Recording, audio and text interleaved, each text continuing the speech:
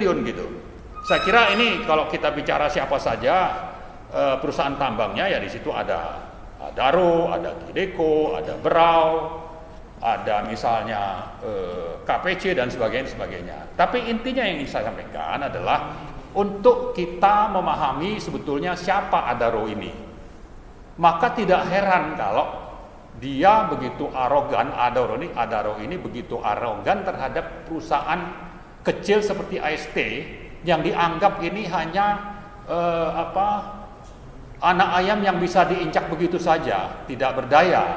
Nah, kalau kita diam saja, maka kita tidak akan bisa mendapatkan keadilan atau tegaknya hukum di negara Indonesia ini. Allahumma sholli ala sayyidina Muhammad. Terima kasih atas kesempatan untuk ikut mengadvokasi kriminalisasi yang dilakukan oleh Adaro terhadap mitra bisnisnya.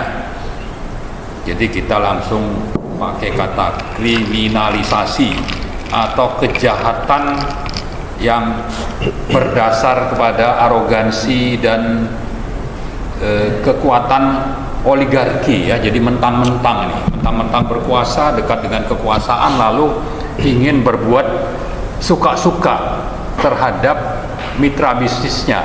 Padahal mitra bisnisnya ini yaitu namanya Intan Sarana Teknik atau IST ini mengikat perjanjian dalam bentuk kontrak. Ada perjanjian tertulis antara Adaro dengan IST dan itu ditandatangani sekitar tahun 2016. Sebelum itu ada yang namanya uji coba dan pilot project di tahun 2014 dan 2015. Setelah uji coba, lalu pilot project, lalu kontrak untuk 4 tahun. Nah, jadi kalau sudah ada kontrak begitu, maka perlakuannya kan harus dijalankan sesuai dengan kaidah-kaidah hukum dan bisnis yang berlaku. Artinya ini mitra, bukan hubungan atas bawah, apalagi menganggap diri lebih tinggi, jauh di atas IST misalnya Adaro ini. Dan inilah yang kita lihat. Padahal faktanya justru teknologi yang dipakai itu sudah mendapatkan pengakuan dari pemerintah, bahkan dari lembaga internasional. Adaro sendiri memberikan penghargaan di 2015 dan 2016 kalau tidak salah terhadap IST karena teknologi yang dipakai itu dianggap berhasil. Lalu Kementerian SDM juga sama memberikan penghargaan. Kemudian ada lembaga yang namanya International Achievement Award itu nama awardnya, tapi lembaganya namanya Industrial Fabrics Association International, IFAI. Jadi lembaga ini juga memberikan penghargaan kepada teknologi yang namanya geotube dewatering yang ditemukan oleh ISD. Nah, jadi intinya sebetulnya yang ingin saya sampaikan di poin pertama yang perlu kita catat, pertama bahwa ini adalah perjanjian kemitraan yang diatur dalam kontrak. Kemudian ternyata teknologi yang digunakan itu mendapat pengakuan baik dari dalam negeri, dari pemerintah, dari Adaro, bahkan dari luar negeri. Nah, masalahnya di 2021 itu ada gugatan yang diajukan oleh Adaro sehingga IST dan Mas Ibnu itu harus mendekam 10 bulan dalam tahanan Polri Jalan Trunojoyo, Jakarta Selatan. 10 bulan ditahan itu akhirnya dilanjutkan dengan sejumlah sidang yang berlangsung dari bulan Mei 2022 sampai September 2022 yang tadi Pak Heru sudah menyatakan bahwa putusan dari Pengadilan Negeri Jakarta Selatannya adalah bahwa IST terutama di rootnya yaitu IRE, ya, Ibnu Rushd Al-Wahbi, ya, Ibnu Rushd Al-Wahbi itu dinyatakan bebas murni. Nah, waktu menggugat ini jaksa penuntut umumnya itu mendasarkannya pada dua pelanggaran, yaitu yang pertama penipuan berdasarkan pasal 37 Jungto pasal 5 Jungto pasal 64 KUHP. Kemudian yang kedua melakukan tindak pidana pencucian uang berdasarkan pasal 3 dan pasal 10 atau Jungto pasal 10 Undang-Undang TPPU nomor 8 2010. Itu juga sudah dijelaskan tadi oleh Pak Heru. Nah, saya hanya ingin menyatakan bahwa ini ada hal yang kontras, bahwa perusahaan yang dapat penghargaan justru oleh perusahaan yang arogan ini melakukan kriminalisasi sehingga menggugat dengan delik yang tadi tidak masuk akal, dan itu adalah delik yang memang tidak relevan karena ini adalah ranah perdata, juga sudah dijelaskan, ya.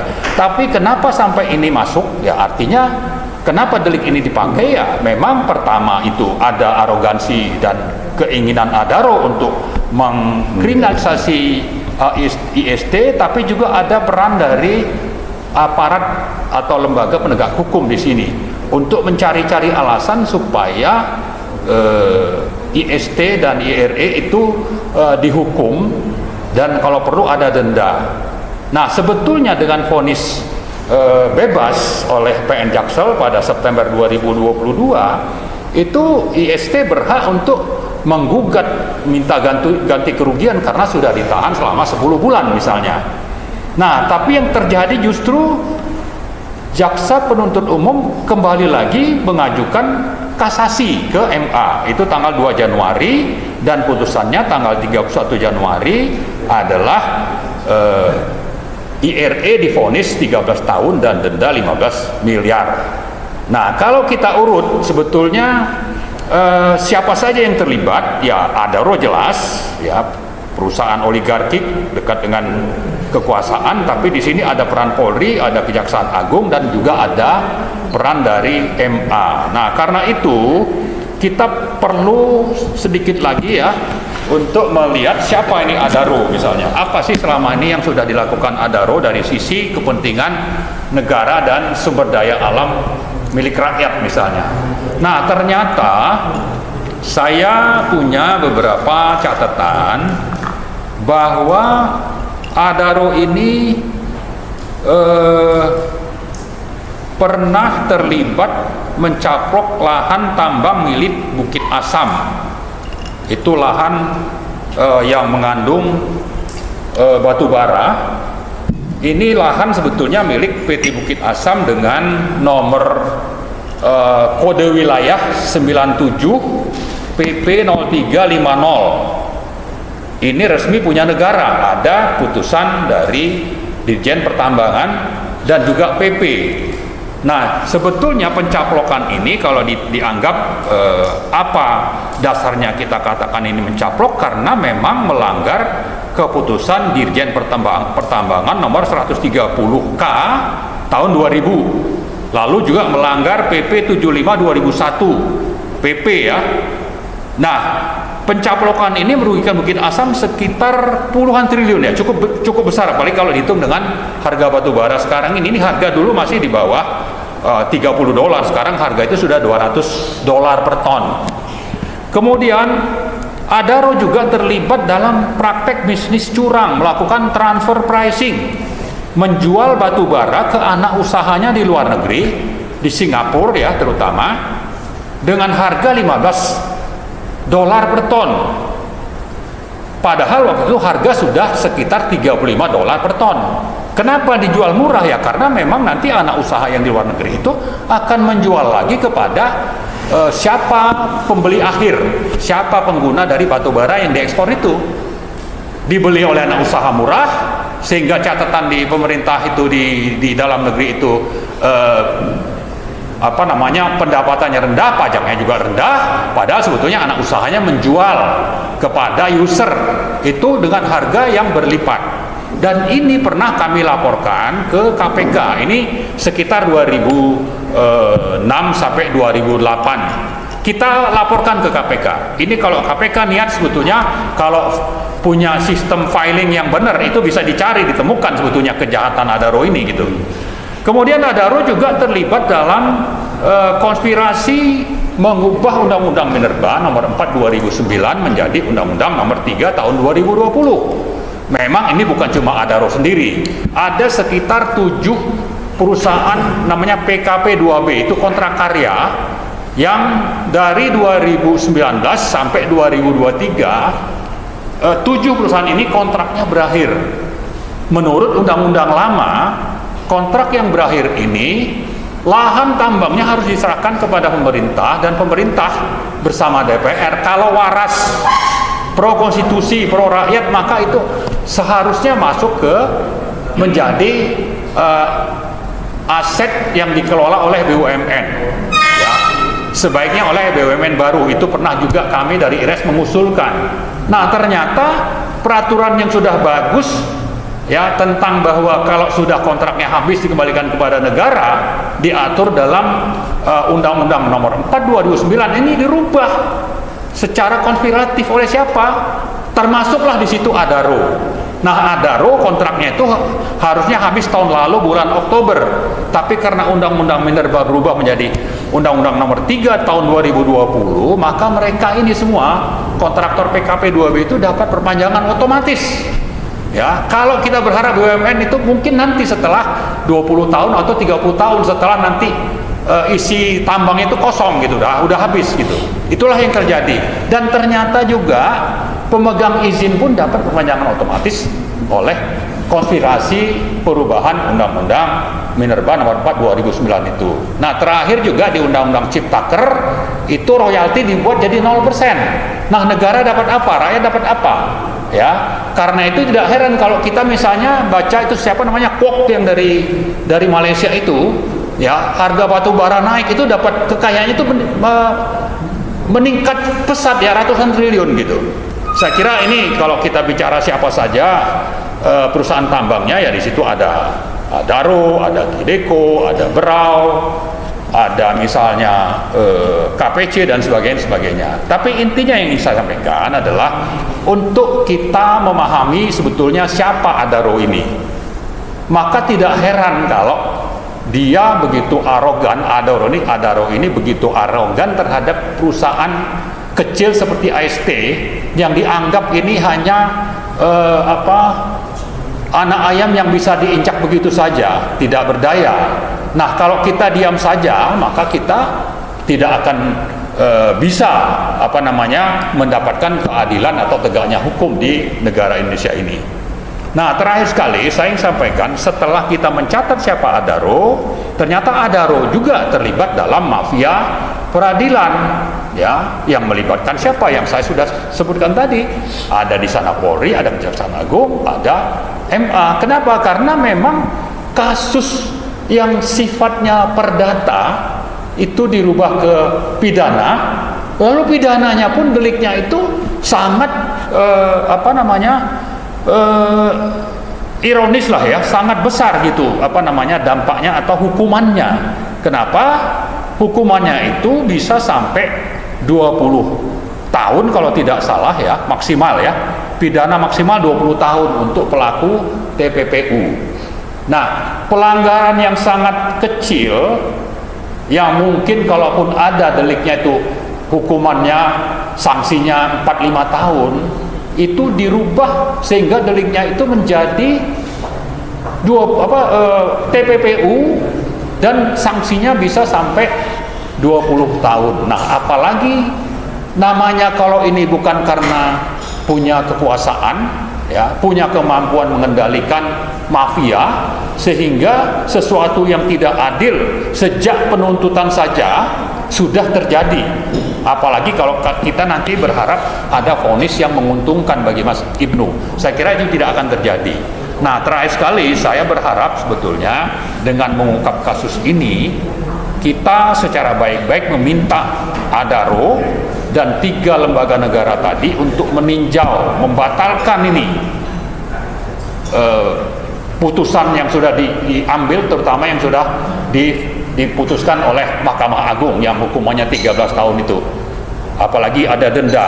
Nah, saya juga ada yang terlupa tadi ya, ternyata ada hal lain yang perlu kita sampaikan kepada publik dan kepada lembaga terkait, bahwa ternyata ada aset operasional milik IST yang ditahan oleh Adaro sampai saat ini tidak dikembalikan, yang nilainya itu antara 30 sampai 50 miliar. Kemudian ada tagihan yang besarnya antara 20 sampai 30 miliar. Ini tidak, padahal tagihan ini diajukan ke Adaro sesuai dengan kontrak yang berlaku. Ini tidak dibayar gitu. Kecuali itu tidak berdasarkan kontrak. Ternyata ini atas dasar kontrak, ada kerja, ada penyelesaian tugas, kemudian ada bill yang diserahkan. Nah, ini tidak dibayar. Terakhir sekali ya, sebetulnya Adaro itu pernah melakukan pendekatan untuk mengajak kerjasama kepada IST menggunakan teknologi yang ditemukan oleh IST, tapi tidak secara resmi, hanya oral. Tapi itu sudah sampai kepada manajemen IST. Mereka tidak berminat untuk bekerja sama. Lalu Adaro membeli sebuah perusahaan di Kalimantan Selatan. Kemudian perusahaan ini justru melanjutkan kerja yang sebelumnya sampai 2020 itu dilakukan oleh IST, diambil alih oleh perusahaan baru tadi. Ternyata yang digunakan adalah teknologi yang ditemukan oleh IST. Nah, di sini kita bisa mencatat ada pencaplokan hak cipta. Kemudian yang kedua, bahwa teknologi ini di pengadilan itu mereka gugat. Ya, mereka gugat, tapi hakim memutuskan tidak ada masalah. Yang mereka gugat ini justru mereka pakai juga gitu untuk mengelola limbah di tambang mereka yang tadinya dikerjakan, dikelola oleh IST. Nah, seperti itulah kejahatannya. Tapi seperti itulah kita tunjukkan bagaimana arogannya Adaro, mentang-mentang berkuasa. Ya, karena itu kita ingatkan kembali lagi tadi kepada permintaan kita secara baik-baik yang sudah saya ungkap sebelumnya. Mari selesaikan kasus ini secara damai, ya. Kita masih bisa untuk berdamai, tapi kita minta ada ganti rugi. Ada ganti rugi. Jangan justru mentang-mentang berkuasa, ya, lalu menggunakan kekuasaan ini melibatkan mafia peradilan untuk justru menghabisi perusahaan anak bangsa yang sudah mendapat penghargaan dan menemukan teknologi baru yang diakui pula secara internasional. Nah, itu saja mungkin yang ingin saya sampaikan, dan saya kira kita tidak akan berhenti. Ini yang kedua, mungkin nanti kita akan lanjut lagi ke langkah-langkah advokasi berikutnya, insya Allah. Makasih. Assalamualaikum warahmatullahi wabarakatuh. Baik, mungkin sebelum kembali ke Pak Heru, saya mungkin mempertajam dulu dari Pak Marwan. Tadi banyak sekali ya, luar biasa Pak Marwan memaparkan arogan-arogan dari Adaro ya. Kemenangannya itu mungkin ya karena sudah terbiasa ya menguasai, tadi Pak Marwan menentukan mafia peradilan termasuk Polri, MA, mungkin jangan-jangan sudah segan pada Adaro. Mungkin Pak Marwan bisa memaparkan Adaro ini siapa Pak? Pemiliknya ataupun yang terlalu kuat, atau memang jangan-jangan orang-orang yang terlibat di dalam satu kekuasaan pemerintah misalnya itu? Jadi kalau kita mau telusuri ya, itu saya sempat menulis tentang siapa saja yang ada di Adaro. Antara lain itu adalah Garibaldi Thohir, Edwin Suryajaya, Theodor Permadi Rahmat, dan Sandiaga Uno. Oh, Ya, ini antara lain ya. Memang ini perusahaan sudah go public, mungkin mereka sahamnya tidak 100% lagi kalau di jumlah. Tapi intinya inilah orang-orangnya. Garibaldi Thohir ini adalah abang dari Erick Thohir, Menteri BUMN yang barusan terpilih jadi Ketua PSSI. Ya, tapi kita ingin mengungkap ya, ini kan semuanya orang-orang Indonesia kalau benar nih mengaku orang Indonesia. Jangan seperti itulah ya. Suka-suka aja kepada rakyat kecil, apalagi karena tidak punya kekuasaan, tidak punya backing, lalu ingin ditindas begitu saja. Ya kan, kita ingin ini supaya dicatat, didengar oleh seluruh rakyat, dan kita mau melawan ini. Melawan, jangan mereka mentang-mentang berkuasa, dekat dengan kekuasaan, mungkin bekerja sama dengan Presiden Jokowi, lalu menindas perusahaan anak bangsa. Saya kira ini perlu kita sampaikan. Saya kira sangat penting sekali ya. Artinya di sisi perjuangan secara hukum dan sebagainya, tapi secara kemanusiaan nantinya orang bercuriga ini apa punya PMA ya, orang asing atau ternyata disebutkan Pak Marwan adalah orang-orang yang diharapkan dia dengan kekuasaannya harus memperlakukan keadilan dan bahkan mengangkat kehebatan dari anak negeri yang sedang mempunyai kreativitas gitu ya. Nah, mungkin tentu Pak Heru bisa lebih mempertajam